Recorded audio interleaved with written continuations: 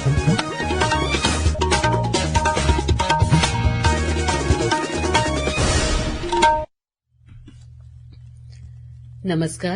ये आकाशवाणी शिमला है। अब आप पूनम शर्मा से प्रादेशिक समाचार सुनिए। राज्य सरकार लोगों को सुलभ और गुणवत्तापूर्ण स्वास्थ्य सेवाएं प्रदान करने के लिए स्वास्थ्य अधोसंरचना को सुदृढ़ कर रही है। इस दिशा में सरकार ने राज्य में 2 क्रिटिकल केयर ब्लॉक और 5 जिला एकीकृत सार्वजनिक स्वास्थ्य प्रयोगशालाओं की स्थापना के लिए 193 करोड़ 75 हजार रुपए आवंटित किए हैं। एक सरकारी प्रवक्ता ने शिमला में बताया कि इन जिला एकीकृत सार्वजनिक स्वास्थ्य प्रयोगशालाओं का उद्देश्य नैदानिक क्षमताओं में सुधार करना, जांच सुविधाओं में तेजी लाना और आपातकालीन स्थिति का प्रभावी प्रबंधन सुनिश्चित करना है। उन्होंने कहा कि प्रत्येक प्रयोगशाला में clinical pathology, haematology, cytology, biochemistry और माइक्रोबायोलॉजी की सुविधाएं उपलब्ध होंगी। नेता प्रतिपक्ष जयराम ठाकुर ने कहा है कि पंजाब की मौजूदा सरकार इंडिया गठबंधन का हिस्सा है, इसलिए राज्य सरकार को उनसे शानन प्रोजेक्ट जल्द वापस लेने का रास्ता निकालना चाहिए। मंडी में पत्रकारों से बातचीत में उन्होंने कहा कि शानन पावर प्रोजेक्ट की लीज अवधि वर्ष 2024 में पूरी हो चुकी है। ऐसे में अब प्रोजेक्ट पर पंजाब सरकार का कोई अधिकार नहीं रह जाता है। जयराम ठाकुर ने कहा कि ये प्रोजेक्ट हिमाचल को वापस मिलने से राज्य की आय में बढ़ोतरी होगी।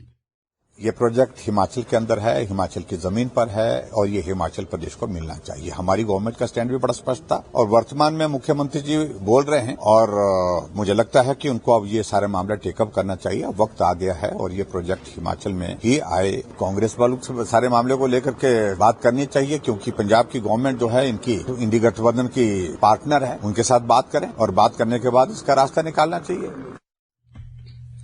उल्लेखनीय है कि मंडी जिला के जोगिंद्रनगर में बना शानन पावर प्रोजेक्ट अंग्रेजी हुकूमत में बना था और पंजाब पुनर्गठन के समय इस प्रोजेक्ट को 99 वर्षों की लीज पर पंजाब सरकार को दिया गया था। राज्य सरकार द्वारा नेशनल हेराल्ड अखबार को 2 करोड़ से अधिक के विज्ञापन देने के मामले को लेकर भाजपा ने सरकार की कार्यप्रणाली पर सवाल उठाए हैं। शिमला से जारी एक बयान में भाजपा विधायक डॉक्टर जनकराज ने कहा है कि इस अखबार की एक भी कॉपी हिमाचल में नहीं आती है। बावजूद इसके सरकार द्वारा इस समाचार पत्र को इतनी बड़ी राशि के विज्ञापन जारी करना उचित नहीं है। जनकराज ने कहा कि हिमाचल के राजकीय समाचार पत्र को अगर वर्तमान सरकार ने ये राशि जारी की होती तो आत्मनिर्भर हिमाचल का सही उदाहरण सामने आता। उधर कुल्लू के ढालपुर में जिला भाजपा युवा मोर्चा द्वारा इस मामले को लेकर एक आक्रोश रैली निकाली गई। मोर्चा के प्रदेश अध्यक्ष तिलकराज शर्मा के नेतृत्व में निकाली गई इस रैली में बंजार के विधायक सुरेंद्र शौरी सहित कई अन्य पार्टी नेता शामिल हुए। इस दौरान भाजपा नेताओं ने आरोप लगाया कि मुख्यमंत्री जहां आर्थिक विकास का रोना रो रहे हैं, वहीं करोड़ों रुपए के विज्ञापन बाहरी एजेंसियों को लुटाए जा रहे हैं।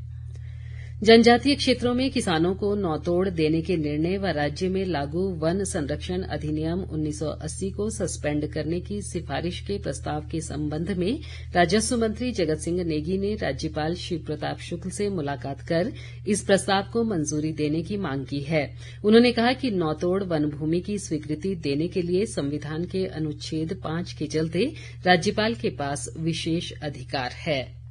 कैबिनेट ने सिफारिश की गवर्नर महोदय को और हमारा जनजातीय सलाहकार परिषद उसने भी जो है मीटिंग में एक रेजोल्यूशन पास करके गवर्नर महोदय को प्रेषित किया है 2 साल के लिए कम से कम फॉरेस्ट कंजर्वेशन एक्ट 1980 को यहाँ जनजातीय क्षेत्रों के लिए इसको सस्पेंड किया जाए ताकि नौतोड़ नियम 1968 के तहत पात्र व्यक्तियों को भूमि प्रदान की जा सके। उप मुख्य सचेतक केवल सिंह पठानिया ने कांगड़ा जिला के शाहपुर में आज प्रधानमंत्री ग्रामीण सड़क योजना और नाबार्ड के कार्यों की समीक्षा बैठक की अध्यक्षता की। इस अवसर पर उन्होंने अधिकारियों को विकास कार्यों में गुणवत्ता का विशेष ध्यान रखने के निर्देश दिए। केवल सिंह पठानिया ने कहा कि राज्य सरकार व्यवस्था परिवर्तन के ध्येय के साथ कार्य कर रही है और हर वर्ग के हित को ध्यान में रखकर कल्याणकारी योजनाएं लागू की जा रही हैं। आज गुड फ्राइडे पर प्रदेश के विभिन्न गिरजाघरों में विशेष प्रार्थना सभाओं का आयोजन किया गया। शिमला स्थित ऐतिहासिक क्राइस्ट चर्च में हुई प्रार्थना सभा में शहर और आसपास के इलाकों से सैकड़ों की संख्या में ईसाई समुदाय के लोगों ने हिस्सा लिया। चर्च की पादरी विनीता रॉय ने बताया कि गुड फ्राइडे का दिन उस महान बलिदान की याद दिलाता है जब प्रभु यीशु ने मानवता के कल्याण के लिए अपने प्राण न्यौछावर कर दिए थे। इसी के साथ ये समाचार बुलेटिन समाप्त हुआ। हमारा अगला बुलेटिन आप सुन सकते हैं 7:45 पर। नमस्कार।